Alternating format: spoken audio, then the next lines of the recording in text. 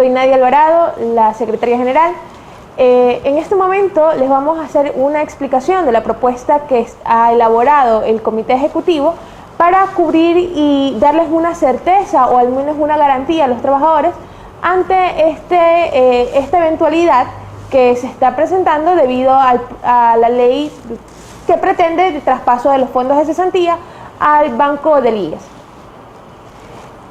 En el correo que se les adjunta encontrarán el contenido del documento que se ha elaborado y en este momento procederemos a explicar qué es lo que podrá ocurrir y cómo va a garantizar o al menos darle cierta tranquilidad a los trabajadores la propuesta que nosotros estamos planteando. Tenemos dos eventualidades, que es lo que plantea la ley. Primero que este proyecto de ley plantea que se realice una auditoría que durará alrededor de 180 días, que va a determinar si es que el fondo de cesantía del magisterio tiene o no tiene dinero del Estado. Todos conocemos que el fondo de cesantía del magisterio no tiene dinero del Estado, sin embargo, puede ocurrir que por encima de toda ley y del derecho que rige nuestro país, esta auditoría determina que sí los hay. En tal caso deberemos cumplir con las firmas y con las condiciones que ya todos conocemos, pero la propuesta que nosotros planteamos trata de cubrir de la siguiente manera a los trabajadores. Si el fondo de cesantía es absorbido por el BIES, ¿qué va a ocurrir?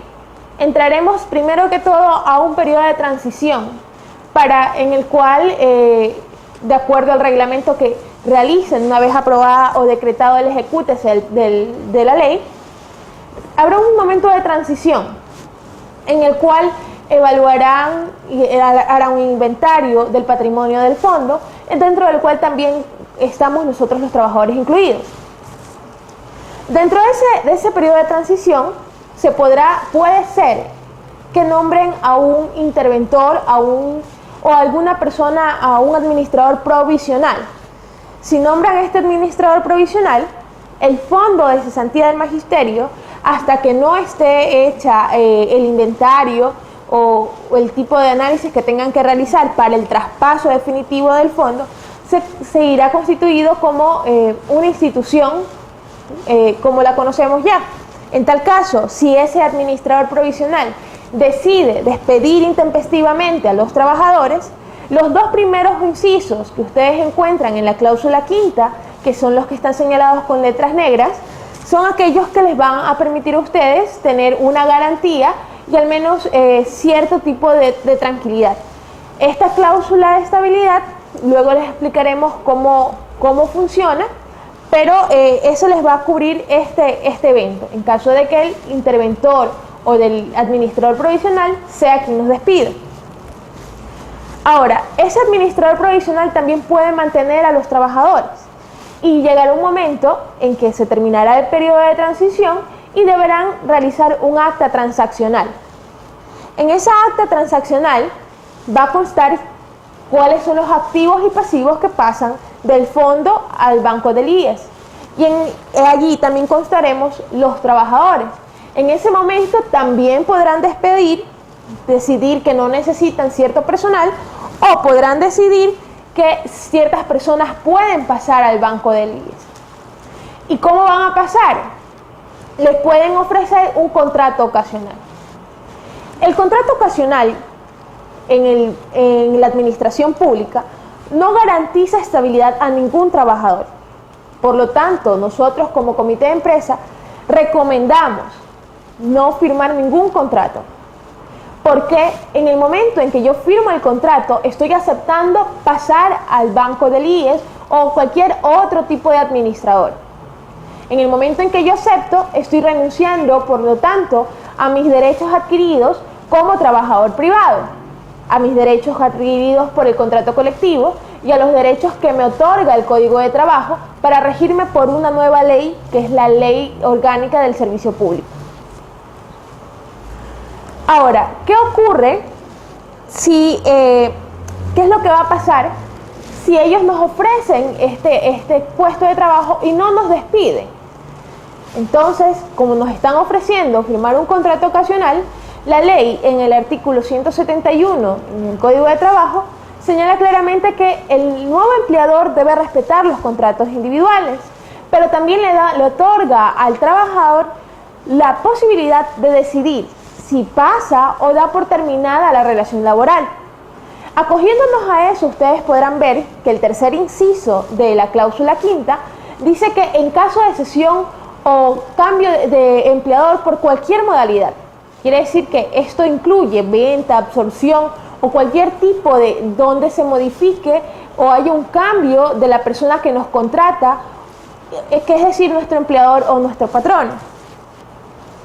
En este caso, el trabajador podrá decidir si va al BIES o da por terminada la relación laboral. Si da por terminada la relación laboral, como ustedes podrán ver en el último inciso, hay una bonificación. Esa bonificación se establece en el momento en que yo presento la renuncia o presento mi solicitud de desahucio al Ministerio del Trabajo. Entonces, me deberán liquidar conforme a esa bonificación que va a reemplazar el desahucio. ¿Por qué planteamos este tipo de bonificación? ¿Y por qué lo va a reemplazar? El desahucio, de acuerdo con el Código de Trabajo, establece que el pago o la bonificación que le corresponde a un trabajador es del 25% de su sueldo por año de trabajo. Es decir, la cuarta parte del sueldo que percibo de mi último rol por cada año que he laborado para la empresa. Entonces, como es una cantidad muy irrisoria que no nos va a permitir sustentarnos por algún tiempo, el Comité de Empresa de Trabajadores ha decidido o está proponiendo que este valor sea reemplazado por una bonificación de 3 sueldos por año de trabajo. Pasemos al segundo escenario. En el caso en que el fondo se mantenga, han realizado la auditoría y determinaron que el fondo de cesantía del magisterio efectivamente no tiene dinero del Estado. En este caso, el fondo pasará a convertirse se podría convertir en una nueva razón social. Si el fondo se convierte en una nueva razón social, debe de igual manera basarse en el artículo 171. El artículo 171 dice claramente que el empleador, el nuevo empleador, está obligado a respetar los contratos de trabajo que tenemos todos los empleados en esta institución. En este caso, el nuevo empleador deberá respetar nuestro contrato colectivo y todos nuestros contratos individuales. Pero ¿qué es lo que puede pasar? ¿Y cómo los vamos a proteger ante tal eventualidad? El fondo de cesantía, antes de que haya el cambio de razón social, puede liquidar a todo o a parte del personal, o nos puede mantener a todos y en el acta transaccional pasarnos a todos con el respeto de nuestros derechos ya adquiridos a la nueva empresa o nueva institución. ¿Qué pasa si nos liquida a todos? Eso se constituye un despido intempestivo. Como hay la constitución de un despido intempestivo, estamos de igual manera amparados en la ley y estamos amparados en nuestro contrato colectivo, en cuyos incisos primero y segundo establecen cuál es el plazo de estabilidad laboral y en el inciso segundo que se indica cómo se debe hacer la liquidación en caso de un despido intempestivo. ¿Qué pasa si el fondo liquida una parte del personal? Esa parte que ha sido liquidada o despedida intempestivamente recibirá también la indemnización que corresponde por el despido intempestivo más la estabilidad laboral y todos los beneficios que establezca la ley. Pero aquella parte que se va a mantener, con la cual va a mantener la relación laboral, que va a pasar a la nueva razón social, se les respetará sus derechos adquiridos, como lo habíamos dicho, que son sus años de antigüedad, los fondos de reserva, los beneficios adquiridos a través de contrato colectivo. Deberán respetar todos los contratos. Y por último, compañeros, queremos dar una explicación en breve de que el contrato colectivo se lo está planteando, al menos en esta cláusula se la está planteando de esta forma, debido a que no puede ir contra una ley expresa. Entonces, por tal motivo, hemos acogido lo que dice el artículo 171 del Código de Trabajo, donde habla del cambio de empleador, que es lo que ocurre con los trabajadores si hay un cambio de empleador. Entonces, este artículo le obliga al nuevo empleador a respetar los contratos, como ya lo habíamos dicho, y también le da la facultad al trabajador que él decida si da por terminada la relación laboral con el nuevo empleador o decide pasar a la nueva institución. ¿Qué pasa si el trabajador decide renunciar en el caso de que haya un cambio de empleador? Como ya les habíamos explicado, aplica un desahucio o una renuncia voluntaria que equivale al 25% de nuestro sueldo por año, y lo que nosotros tratamos es de reemplazar ese 25% por 3 salarios o 3 sueldos, de acuerdo a nuestro último rol, por año de trabajo. Si es el despido intempestivo, la fórmula corresponde a la estabilidad más el despido intempestivo más el desahucio. El despido intempestivo y el desahucio ya los hemos explicado, y la estabilidad se la calcula de la siguiente manera, de acuerdo al artículo 181 del Código de Trabajo, donde se establece que corresponde a la mitad del tiempo que resta. Es decir, que si nuestro contrato anterior, tomándolo como ejemplo, establece una estabilidad de 24 meses, nuestra estabilidad hasta el mes de diciembre corresponderá de 12 meses, debido a que el tercer contrato colectivo correrá desde enero del 2014.